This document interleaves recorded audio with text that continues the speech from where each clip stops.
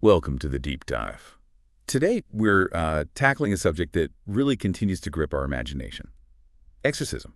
Across history, across cultures, this idea of, demonic possession and the rituals to fight it, they just persist. And they raise these huge questions about belief, psychology, the unexplained. Absolutely. We've gathered some really fascinating accounts for you, detailed looks at famous cases, but also articles that give historical context and different ways to think about these events, from religious faith right through to scientific inquiry. And what's so striking, I think, when you look at this material is just how long exorcism has been around. It's everywhere, historically and culturally. Yeah. That tells you something, doesn't it, about how humans, how we grapple with experiences we can't easily explain, especially the really unsettling personal ones. Exactly. So our goal with this deep dive is really to get beyond just retelling these, let's be honest, often pretty chilling stories. Right. We want to try to understand what might be at the heart of them.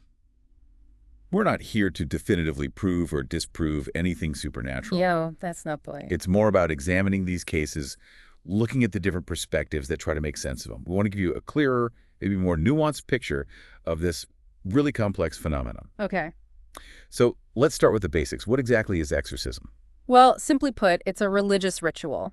The whole point is to expel what are believed to be evil spirits or demons from a person who's thought to be possessed. Right. And you see it in various forms: Christianity, Islam, Hinduism, other faiths too.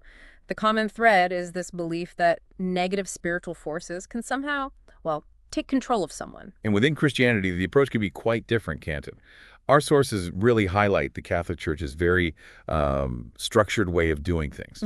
Very structured. They talk about two types: minor exorcisms, which are actually part of baptism, kind of helping people reject evil generally, and then the major exorcisms. Right, and those are reserved for what they believe are genuine cases of demonic possession. And what's really key there with the Catholic Church's major exorcisms is the process. It's rigorous. Oh, absolutely. Before any ritual happens, they mandate medical and psychiatric evaluations, rule out natural causes first. Makes sense. And only certain priests, authorized ones working under supervision, can actually do these rites. They use specific Latin prayers, holy water, crucifixes. It's all very controlled, very hierarchical. Okay, now contrast that with Protestant practices. As our sources point out, these can vary quite a lot. Yeah, much more variation. Generally, there's an acceptance of, demonic influence and the power of faith in Jesus to overcome it, but the methods aren't always standardized. Exactly. You get a whole spectrum. Some evangelical and charismatic churches are, actively involved in exorcisms. They see it as part of spiritual warfare, this idea of battling evil forces. Right, and deliverance ministry. Yeah, deliverance ministry, which is specifically focused on freeing people from what they see as demonic control. It can look quite different from the Catholic rite. So if we just step back for a second, look at the bigger picture here. What seems clear is, regardless of the specific religion or how you interpret it, the experiences themselves are profoundly real for the people involved. Absolutely. Whether you frame it as a spiritual battle or, psychological distress, the suffering, the belief of the person going through it, that's undeniable. Yeah. It raises that fundamental question about the power of belief itself and individual experience. It really does. Okay, so to really get into the complexities, let's look at some of the famous cases our sources detail. Let's start way back. South Africa, 1906. Clara Germana Sile. She was 16 at a mission school and claimed she'd made a pact with Satan. Right, and this is where the accounts get really remarkable. Palace. Witnesses reported her speaking languages she couldn't have known, revealing secrets about other people, reacting violently, apparently, to holy objects.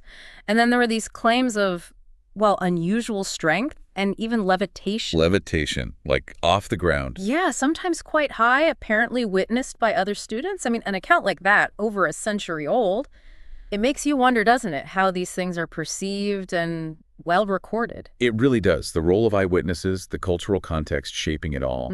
Eventually, 2 priests were called in. The exorcism reportedly lasted 2 days. Intense prayers, rituals. The descriptions include Clara screaming, snapping her teeth, even trying to attack one of the priests. But in the end? In the end, she was reportedly freed, lived a few more years, actually. Died of heart failure young, though, around 22. Okay. Moving forward in time, different place, 1970s Germany, the case of Anneliese Michel. Ah, yes. This one is incredibly tragic, really disturbing. Why particularly disturbing? Because it starkly highlights the potentially devastating consequences when spiritual beliefs clash head-on with medical realities. Right. Anneliese was deeply religious, started having severe convulsions, self-harming. And a strong aversion to religious symbols.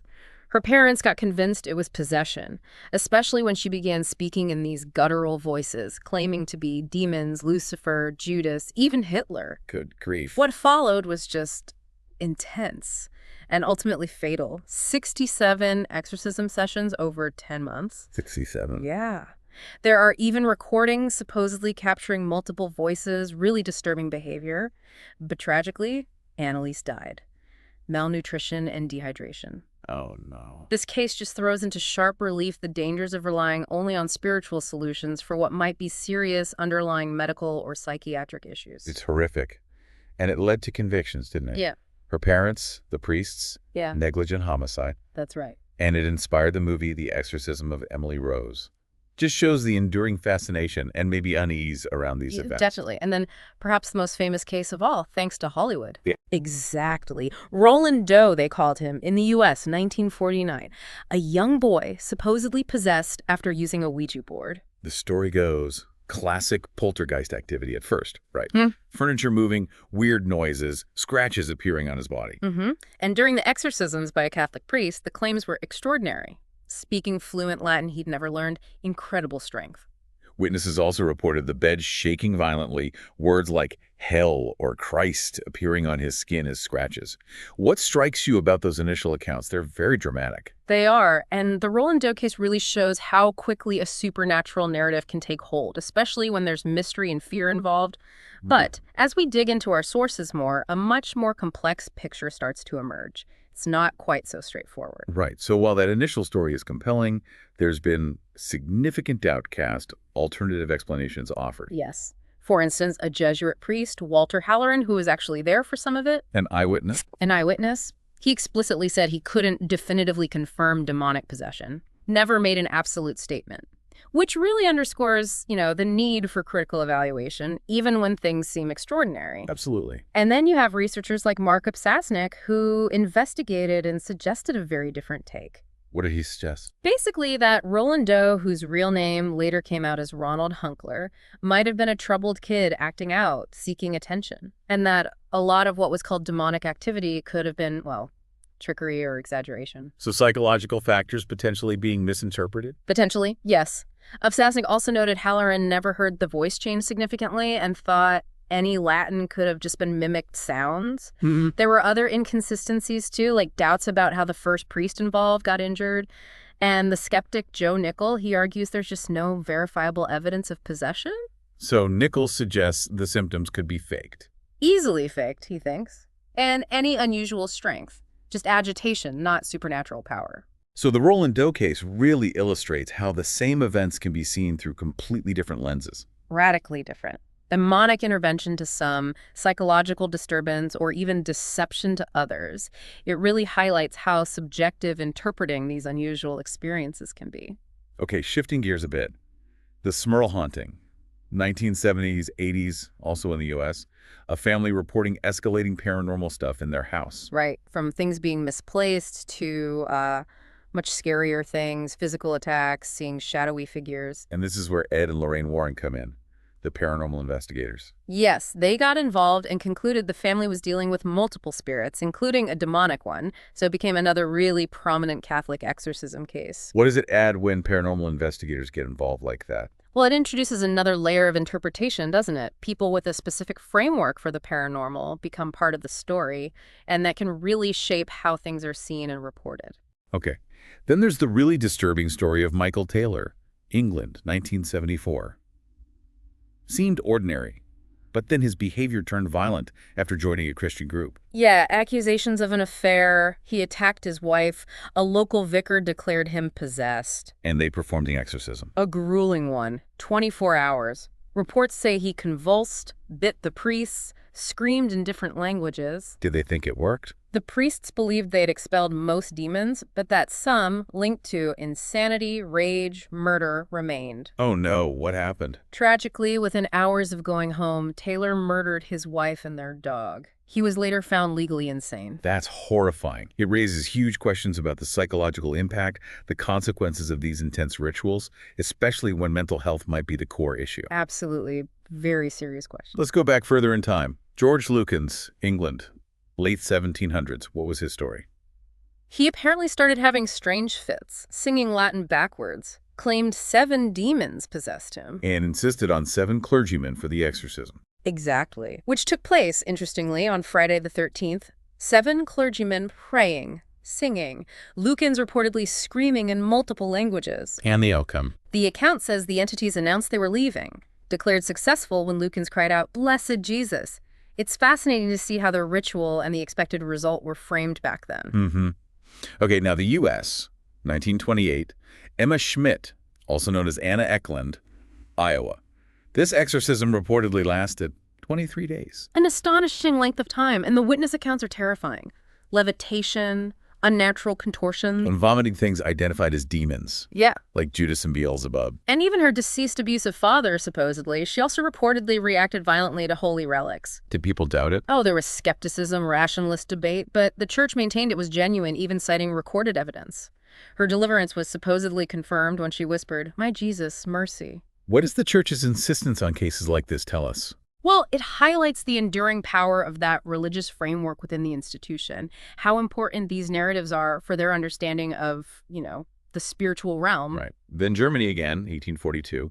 Gottlieb and Dittus. Villagers witnessing possession. Yes, reporting hallucinations, violent convulsions, trances. An exorcist pastor started intensive prayers that went on for 2 years. 2 years. 2 years, during which Dittus allegedly levitated, spewed filth, vomited things like glass and nails. Goodness. The account ends with her declaring Jesus is victor after a final exorcism. These older accounts often have these incredibly dramatic, vivid details reflecting the beliefs of the time. Okay, let's jump to more recent times. Julia in the USA. What's interesting here is that medical professionals, including a psychiatrist, Dr. Richard Gallagher, reportedly witnessed her exorcism. Yes, this case is particularly interesting because it kind of bridges that gap between traditional views and modern science. How so? Because Gallagher, a medical professional, acknowledged that some things observed, like her speaking unknown languages, apparently predicting future events, making sounds without moving her lips, seemed to defy medical explanation. And she was described as involved in Satanism. Yes. Catholic priests performed exorcisms which seemed to help somewhat, but then she apparently disappeared from public record. Lots of unanswered questions. What does it mean when a doctor says, "I can't explain this within my framework"? Well, it suggests the limits of our current scientific understanding, doesn't it? It opens up the possibility of other factors, maybe factors we don't understand yet. Another modern case. Gina, USA, 1990. A 16-year-old in Florida. This one was actually filmed by ABC's 2020. That's right. The footage showed her in distress, writhing, mumbling, as a cross was held near her face during a ceremony. Why do they seek an exorcism? Her mother, an immigrant from Colombia, turned to the church after psychiatric treatments hadn't worked. I imagine that caused some controversy, being televised. Huge debate. Critics called it exploitative, questioned the impact on Gina's mental health. It also raised questions about faith, cultural beliefs in seeking help, and even the Vatican's role. And finally, another tragic modern case. Jacqueline Sanchez in Belize. Yes, this one really underscores the dangers again. A 22-year-old woman died after her family took her for an exorcism at a Pentecostal church. Why did they think she was possessed? They believed it happened after she used a Ouija board. And what happened during the ritual? Reports mention physical phenomena, a deep male voice, needing restraint. Her health deteriorated, convulsions, other illnesses, and she died of cardiac arrest during the exorcism itself. Just devastating. It highlights that critical need to consider medical explanations and the risks when they're ignored for purely spiritual approaches. Exactly. These cases, altogether, they paint a really complex, often disturbing picture of something still happening today. But now it's crucial we look at what science and psychology offer to understand this. Right. Our sources definitely include that skepticism from the scientific community. Mm-hmm. From a scientific view, many behaviors linked to possession, well, they can often be understood within known mental health frameworks. That's right. Things like schizophrenia, with potential hallucinations, disorganized thought, or dissociative identity disorder, where people might experience different personalities, memory gaps. These can manifest in ways that, depending on the cultural or religious lens, might look like possession.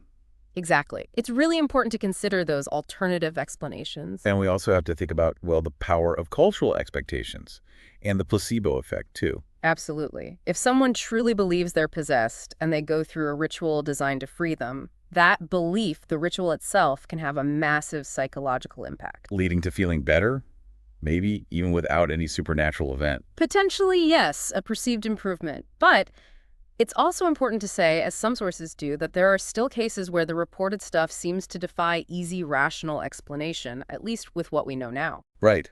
The complexity, the sheer strangeness sometimes, keeps the debate going.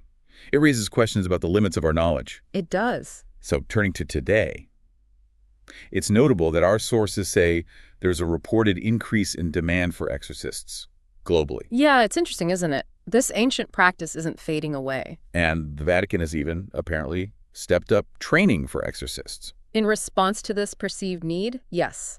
It suggests that within certain religious circles, there's a growing belief in and reliance on these interventions. But this continued practice, it comes with significant risks. We've seen that. Definitely. Our sources detail those tragic deaths during aggressive rituals. Christy Bamu, Mariska Cornici, Terence Cottrell, Jacqueline Sanchez. It highlights the potential for real physical harm if caution isn't extreme, if medical needs are brushed aside. And beyond physical danger, there are those ethical and legal issues, like with Anneliese Michel. Negligent homicide convictions. And we shouldn't underestimate the potential for psychological trauma, too. For everyone involved, really. And yet, despite all these concerns, people still seek exorcisms when other explanations don't seem to work for them. It speaks to something fundamental, doesn't it? That human drive to find answers, find solutions, especially when facing distress that just defies conventional understanding. So as we wrap up this deep dive, we're kind of left with that central question, aren't we? Are these events rooted in psychology, in medical conditions? Or do they point towards something beyond our current scientific grasp? The material we've looked at offers such a wide range of perspectives. And yeah, definitive answers. They seem pretty elusive. It certainly leaves you with a lot to think about. You know, considering these detailed accounts, the clashing interpretations, the fact this phenomenon persists across cultures, through history, what does exorcism tell us about the edges of what we know?